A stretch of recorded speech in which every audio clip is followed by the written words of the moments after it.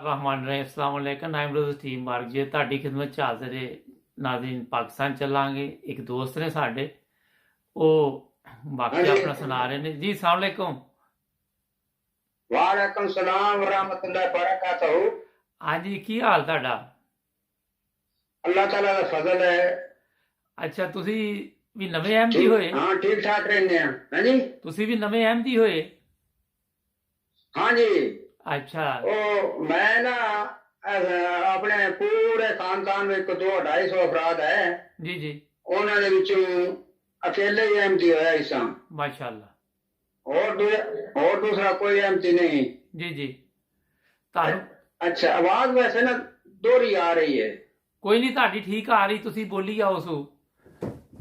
अच्छा ਉਹ ਨਾ ਸਾਡਾ ਤਾਲੁਕ ਜਿਹੜਾ ਭੱਟੀ ਖਾਨਦਾਨ ਦੇ ਨਾਲ ਹੈ ਜੀ ਜੀ ਤੇ ਆਪਣੇ ਖਾਨਦਾਨ ਵਿੱਚ ਨਾ ਕੋਈ ਅਹਿਮਦੀ ਨਹੀਂ ਸੀ ਜੀ ਜੀ ਤੇ ਮੇਰੇ ਜਿਹੜੇ ਦਾਦਾ ਸਾਹਿਬ ਸਨ ਨਾ ਉਹਨਾਂ ਦੀ ਭੈਣ ਜਿਹੜੀ ਹੈ ਨਾ ਉਹ ਜਿਸ ਖਾਨਦਾਨ ਵਿੱਚ ਵਿਆਹੀ ਹੋਈ ਸੀ ਨਾ ਜੀ ਜੀ ਉਹ ਅਹਿਮਦੀ ਹੋ ਗਏ ਅੱਛਾ ਮਾਸ਼ਾਅੱਲਾ ਤੇ ਉਹ ਫਿਰ ਇਸ ਤਰ੍ਹਾਂ ਹੋਇਆ ਕਿ ਮੇਰੇ ਜਿਹੜੇ ਚੱਚਾ ਸਾਹਿਬ ਆਣ ਨਾ ਉਹਨਾਂ ਦੀ ਸ਼ਾਦੀ ਉੱਧਰ ਹੋ ਗਈ ਜੀ ਜੀ ਤੇ ਇਸ ਤਰ੍ਹਾਂ ਮੇਰੇ ਚਾਚੇ ਦੀਆਂ 3 ਬੀਵੀਆਂ ਇੱਕ ਬੀਵੀ ਉਹਨਾਂ ਦੇ ਵਿੱਚੋਂ ਅਹਿਮਦੀ ਸੀ ਅੱਛਾ ਤੇ ਕਿਉਂਕਿ ਪਹਿਲੀ ਬੀਵੀ ਵਿੱਚੋਂ ਵੀ ਇੱਕੋ ਬੇਟੀ ਹੋਈ ਤੇ ਫਿਰ ਔਲਾਦ ਕੋਈ ਨਾ ਹੋਈ ਜੀ ਜੀ ਫਿਰ ਉਹ ਮੇਰੀ ਦੂਸਰੀ ਚਾਚੀ ਜਿਹੜੀ ਅਹਿਮਦੀ ਆਈ ਉਹਦੇ ਵਿੱਚੋਂ ਵੀ ਇੱਕੋ ਬੇਟੀ ਹੋਈ ਤੇ ਹੋਰ ਔਲਾਦ ਕੋਈ ਨਾ ਆਈ ਜੀ ਜੀ ਫਿਰ ਤੀਸਰੀ ਸ਼ਾਦੀ ਕੀਤੀ ਉਹਦੇ ਵਿੱਚ ਅੱਲਾਹ ਤਾਲਾ ਨੇ ਫਿਰ 3 ਬੇਟੇ ਔਰ 6 ਬੇਟੀਆਂ ਦਿੱਤੀਆਂ ਮਾਸ਼ਾਅੱਲਾ ਤੇ ਉਹ ਫਿਰ ਕਿਉਂਕਿ ਮੇਰੀ ਜਿਹੜੀ ਮੰਗਣੀ ਹੈ ਛੋਟੀ ਉਮਰ ਵਿੱਚ ਹੀ ਚੱਚੇ ਵੱਲ ਹੋਈ ਹੋਈ ਸੀ ਜੀ ਜੀ ਤੇ ਉਹ ਔਰਤ ਦੀ ਬੇਟੀ ਜਿਹੜੀ ਅਹਿਮਦੀ ਸੀ ਉਹਦੇ ਨਾਲ ਅੱਛਾ ਤੇ ਪਹਿਲੇ ਤਾਂ ਮੈਂ ਕੋਈ ਅਹਿਮਦੀ ਦੀ ਮੁਖਾਲਫਤ ਨਹੀਂ ਸਾਂ ਕਰਦਾ ਜੀ ਜੀ ਮਤਲਬ ਹੈ ਪਹਿਲੇ ਜੀ ਜੀ ਕਿਉਂਕਿ ਮੈਨੂੰ ਪਤਾ ਹੀ ਸੀ ਮੇਰੀ ਬੀਵੀ ਦੀ ਮਾਂ ਜੋ ਹੈ ਨਾ ਉਹ ਅਹਿਮਦੀ ਹੈ ਜੀ ਜੀ ਤੇ ਇਸ ਮੁਖਾਲਫਤ ਕੋਈ ਬਾਰ ਦਫਾ ਮੈਨੂੰ ਕੋਈ ਕਿਤਾਬ ਦਿੰਦੀ ਇਸੇ ਬਣਾ ਦਿਲ ਨਾਖਾਸਤਾ ਹੋ ਕੇ ਨਾ ਮੈਂ ਪੜ੍ਹ ਵੀ ਲੈਂਦਾ ਇਸਾਂ ਜੀ ਜੀ ਕਦੀ ਨਜ਼ਮ ਆਖਣਾ ਤੇ ਸੁਣਾ ਦੇਣੀ ਲੇਕਿਨ ਦਿਲ ਜਿਹੜਾ ਨਾ ਵਿੱਚੋਂ ਆਖਣਾ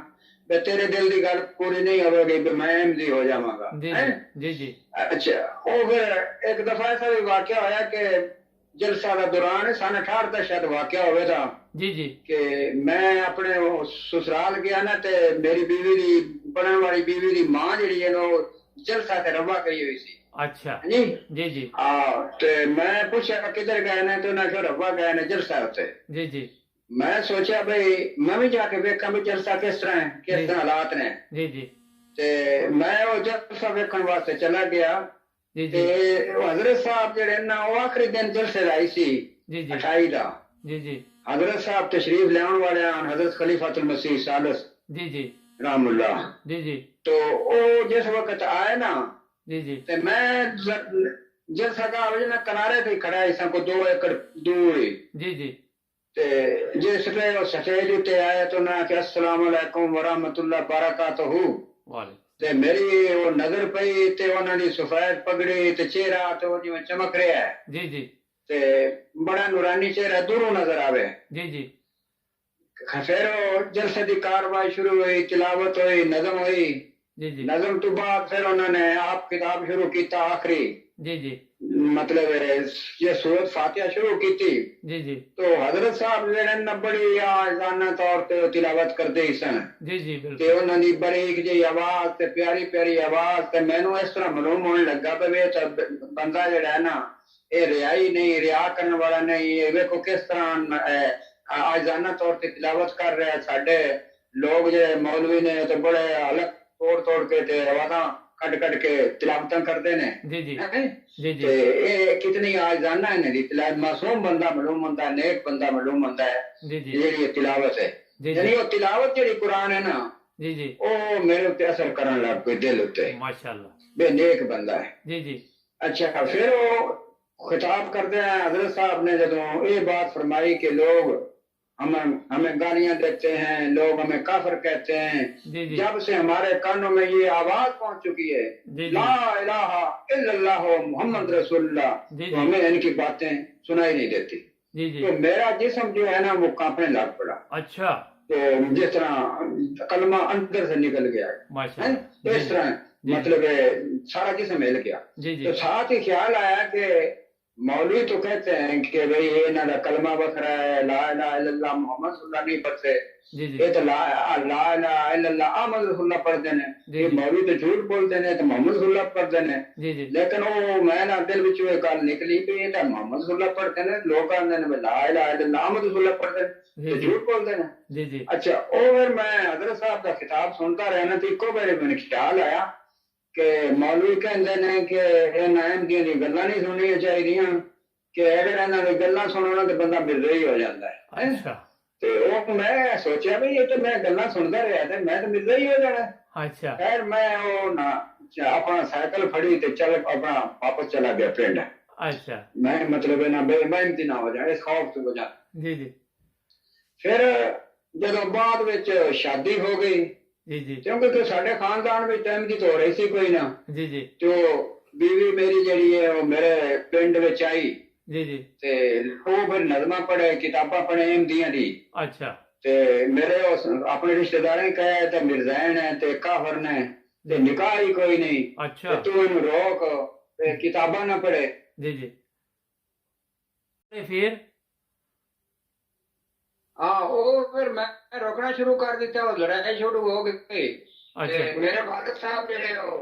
ਉਹਨਾਂ ਨੂੰ ਲੈਣ ਵਾਸਤੇ ਜਾਣ ਲੱਗੇ, ਆਪਣੇ ਸਹੁਰੇ ਜਾਣ ਲੱਗੇ ਮੇਰੇ। जी ਤੇ जी ਮੈਂ ਉਹਨਾਂ ਨੂੰ ਆਖਿਆ ਵੀ ਤੁਸੀਂ ਉਹਨਾਂ ਰੋਕਣਾ, ਵੀ ਕਿਤਾਬਾਂ ਲੈ ਕੇ ਨਾ ਆਵੇ, ਅਗਰ ਕਿਤਾਬਾਂ ਆਈ ਤਾਂ ਮੈਂ ਫਿਰ ਇੱਥੇ ਨਹੀਂ ਰਵਾਂਗਾ। अच्छा ਖੈਰ ਉਹ ਮੇਰੇ ਵਾਲਿਦ ਸਾਹਿਬ ਜਿਹੜੇ ਗਏ ਨਾ ਉੱਥੇ, ਤੇ ਮੇਰੀ ਬੀਵੀ ਦੀ ਵਾਲਦਾ ਨੂੰ ਦੱਸਿਆ ਪਿਆ ਇਹ ਗੱਲ ਹੈ, ਬਸ ਲੜਾਈ ਹੋਈ ਰਹਿੰਦੀ ਹੈ ਤੇ ਕਿਤਾਬਾਂ ਦੀ ਵਜ੍ਹਾ ਤੇ ਤੂੰ ਤੇ ਕਿਤਾਬਾਂ ਲੈ ਕੇ ਨਾ ਜਾਵੇ। अच्छा ਖੈਰ ਉਹ ਮੇਰੀ ਚਾਚੀ ਜੋ ਹੈ ਸੀ, ਉਹਨੇ ਮੇਰੀ ਬੀਵੀ ਨੂੰ ਕਿਹਾ ਕਿ ਤੂੰ ਕਿਤਾਬਾਂ ਲੈ ਕੇ ਨਾ ਜਾ। ਖੈਰ ਉਹ ਜੈਸੇ ਘਰੋਂ ਨਿਕਲਣ ਲੱਗੀ ਨਾ जी जी ਤੇ ਰੋਣ ਲੱਗ ਪਈ। अच्छा ਉਹ ਮੇਰੇ ਸੁਸਰ ਸਾਰ ਮੌਲਵੀ ਸਨ, ਉਹਨਾਂ ਪੁੱਛਿਆ ਕੀ ਗੱਲ ਹੈ, ਕਿਉਂ ਰੋਂਦੀ ਹੈ? जी जी ਤੇ ਉਹ ਮੇਰੀ ਚਾਚੀ ਜੋ ਹੈ ਨਾ, ਉਹਨਾਂ ਕਿਹਾ ਕਿ ਉਹਨਾਂ ਨੇ ਕਿ ਰੋਕਿਆ ਕਿਤਾਬਾਂ ਰਹੀ ਤੇ ਇਹ ਥੋੜਾ ਸਾ ਵਜ੍ਹਾ ਤੋਂ ਰੋਂਦੀ ਜਾ ਰਹੀ ਹੈ। जी जी ਤੇ ਮੇਰੇ ਚਾਚਾ ਨੇ ਮੇਰੇ ਵਾਲਿਦ ਸਾਹਿਬ ਨੂੰ ਕਿਹਾ ਕਿ ਕਿਤਾਬਾਂ ਲੈ ਜਾਓ, जी ਉਹਨੂੰ जी ਪੜ੍ਹਨ ਦਿਓ, ਕਿਤਾਬਾਂ ਵਿੱਚ जी जी क्या है, वो रौनक लगी रहती है, जाने लगी रहती है, जी जी ते तुसीं किताबां पढ़ दो। ते ਉਹ ਵਾਲਿਦ ਸਾਹਿਬ ਮੇਰੇ ਕਿਤਾਬਾਂ ਲੈ ਕੇ ਆ ਕੇ ਮੈਂ ਜਾ ਕੇ ਸਮਝਾਣਾ ਕਿ ਤੁਸੀਂ ਇਹਨੂੰ ਕੋਈ ਨਾ ਕੰਕਾਰਾਂ ਦੇ ਨਾਲ ਗੱਲ ਐਸੀ, ਮੈਨੂੰ ਕਿਤਾਬਾਂ ਪੜ੍ਹਨ ਦੇ। जी जी ਤੇ ਉਹ ਵਾਲਿਦ ਸਾਹਿਬ ਜਿਹੜੇ ਮੇਰੇ ਆਏ, ਉਹਨਾਂ ਘੋੜੀ ਘਰ ਬੰਦੀ, ਘੋੜੀ ਤੋਂ ਮਤਲਬ ਆਪ ਨਮਾਜ਼ ਪੜ੍ਹਨ ਚਲੇ ਗਏ, ਪਏ ਵਾਪਸ ਆਣਾ ਤੇ ਘੋੜੀ ਤੋਂ ਸੀਨ ਲਾਣਾ ਮੈਂ। जी जी ਤੇ ਮੈਂ ਮੇਰੀ ਬੀਬੀ ਜਿਵੇਂ ਆਈ ਘਰ ਦੇ, ਉਸ ਕਿਤਾਬਾਂ ਮੇਰੇ ਸਾਹਮਣੇ ਆਣ ਕੇ ਰੱਖੀਆਂ जी जी ਤੇ ਆਪਣਾ ਬੁਰਕਾ ਉਤਾਰਿਆ जी ਤੇ जी ਉਹ ਆਪਣੀ ਵੱਡੀ ਭੈਣ ਦੇ ਘਰ ਚਲੀ ਗਈ। जी जी ਮੈਂ ਵੇਖਿਆ ਵੀ ਕਿਤਾਬਾਂ ਲੈ ਕੇ ਆ ਗਈ, ਮੈਨੂੰ ਬੜਾ ਗੁੱਸਾ ਚੜਿਆ। जी जी ਮੈਂ ਉਹ ਕਿਤਾਬਾਂ ਲੈ ਕੇ ਨਾ ਤੇ ਫਿਰ ਉਸੇ ਵਕਤ ਹੀ ਗੋੜੀ ਤੇ ਚਲਿਆ ਤੇ ਰਾਤ ਨੂੰ ਸਹੁਰੇ ਚਲਾ ਗਿਆ। ਮੈਂ अच्छा ਉਹਨਾਂ ਨੇ ਕਿਹਾ ਮੈਂ ਨਹੀਂ ਕਿਤਾਬਾਂ ਪੜ੍ਹਾਂਗਾ। अच्छा ਉਹ ਫਿਰ ਮੌਸਮ ਖਰਾਬ ਹੋ ਗਿਆ ਹੈ अच्छा तो ਇੱਥੇ। अच्छा तुसी ये ਤੇ मुख्तसर ਤਾਂ ਜੋ दस ਸਹੀ ਆਵਾਜ਼ ਨਹੀਂ ਆ ਰਹੀ, ਬਾਤ ਪਤਾ ਨਹੀਂ ਕਿਤਨ ਤੱਕ ਸੁਣਾ ਸੁਣੀ ਹੈ। मैं सुनी है कि ਤੇ तुसी ਉਹ ਫਿਰ ਕਿਤਾਬਾਂ ਜਿਹੜੀਆਂ ਨਾ जी जी ਮੈਂ ਵਾਪਸ ਸਹੁਰੇ ਜਾ ਕੇ ਛੋੜ ਆਇਆ जी जी ਤੇ ਪਰ ਮੈਂ ਨਹੀਂ ਪੜਨ ਦੇਣੀਆਂ। जी जी ਤੇ ਉਹ ਚਾਚਾ ਮੇਰਾ ਕਹਿਣ ਲੱਗਾ ਵੀ ਤੁਹਾਨੂੰ ਪਤਾ ਹੀ ਸੀ ਕਿ ਇਹਦੀ ਵਾਲਦਾ ਅਹਿਮਦੀ ਹੈ जी जी ਤੇ ਤੁਹਾਨੂੰ ਰਿਸ਼ਤੇ ਨਾ ਲੈਂਦੇ, ਹੁਣ ਤੁਸੀਂ ਲੈ ਕੇ ਰਿਸ਼ਤਾ ਤੇ ਮੇਰੇ ਨਾਲ ਇਸ ਤਰ੍ਹਾਂ ਕਰਦੇ ਹੋ। जी जी ਉਹ ਫਿਰ ਮੇਰੀ ਛੋਟੀ ਚਾਚੀ ਨੇ ਮੈਨੂੰ ਸਮਝਾਇਆ जी जी ਕਿ ਤੂੰ ਕਿਤਾਬਾਂ ਲੈ ਜਾ, ਉਹਨੂੰ ਪੜਨ ਦੇ, ਜੀ। ਇਹਦੀ ਮਾਂ ਇੱਕੋ ਹੀ ਮਿਰਜ਼ਾਨ ਹੈ, ਮਰ ਜਾਏਗੀ ਤੇ ਫਿਰ ਉਸ ਤੋਂ ਬਾਅਦ ਨਾ ਅਸਾਂ ਰੱਬਾ ਜਾਣਾ ਨਾ ਇਹਨੂੰ ਜਾਣ ਦੇਣਾ, जी जी ਨਾਲੇ ਬੱਚੇ ਉਹ ਪਾਉਣ ਦੇ ਚਾਪੇ ਛੱਡ ਜਾਏਗੀ, जी जी ਤੂੰ ਉਹਨੇ ਲੜਾਈ ਝਗੜਾ ਨਾ ਬਣਾ। जी जी ਖੈਰ ਮੈਂ ਆਪਣੀ ਛੋਟੀ ਚਾਚੀ ਦੇ ਕਹੇ ਦੇ ਉੱਤੇ ਕਿਤਾਬਾਂ ਜਿਹੜੀਆਂ ਨੇ ਉਹਨੂੰ ਲਿਆ ਕੇ ਵਾਪਸ ਦੇ ਦਿੱਤੀਆਂ। जी जी ਲੇਕਿਨ ਮੇਰੇ ਦਿਲ ਵਿੱਚ ਗੁੱਸਾ ਆ ਕਿ ਮੇਰੇ ਸਾਹਮਣੇ ਕਿਤਾਬਾਂ ਕਿਉਂ ਪੜ੍ਹਦੀ ਹੈ। अच्छा ਮੇਰਾ ਖਿਆਲ ਹੋਇਆ ਕਿ ਬੇਟੀ ਦੀ ਜ਼ਿੰਦਗੀ ਨਹੀਂ ਗੁਜ਼ਰ ਸਕਦੀ ਤੇ ਮੈਂ ਕੋਈ ਹੋਰ ਹੀ ਸ਼ਾਦੀ ਕਰਾਂਗਾ, ਇਹਨੂੰ ਪੇਕੇ ਛੱਡਿਆ, ਉਹਨਾਂ ਨੂੰ ਪੇਕੇ ਛੱਡਿਆ ਤੇ ਆਪ ਮੈਂ ਨਾ ਘਰ ਛੱਡ ਕੇ ਚਲਾ ਗਿਆ